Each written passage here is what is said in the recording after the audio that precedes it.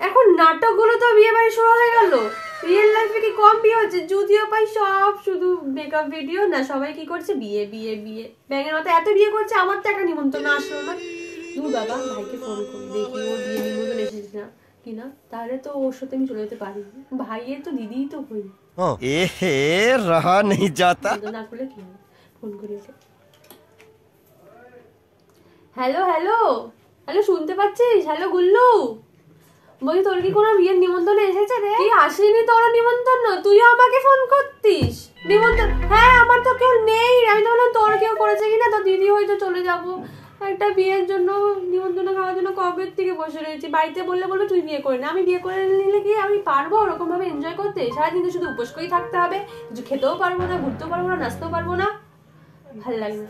ঠিক আছে রাখ, আমি একটু দামুকে ফোন করে নিই।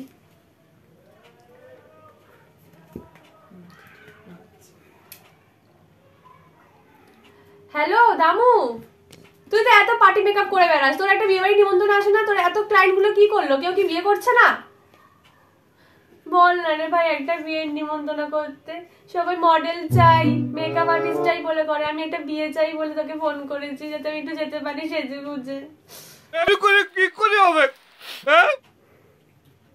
এতগুলো ক্লায়েন্ট রেখেছিস কি করতে, যারা নিজের বিয়ে ছাড়া অন্যের বিয়েতে তোকে নিমন্ত্রণ করতে পারে না? করবি এরকম কাজ?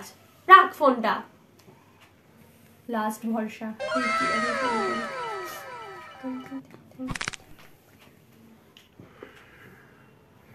হ্যালো বন্ধু, তুই একমাত্র অবশিষ্ট। গুল্লুকে করলাম, দামুকে করলাম, ওরা বিয়ে বাড়ি পাইনি, তুই তোমাকে ফোন করে জিজ্ঞাসা করতে বললি।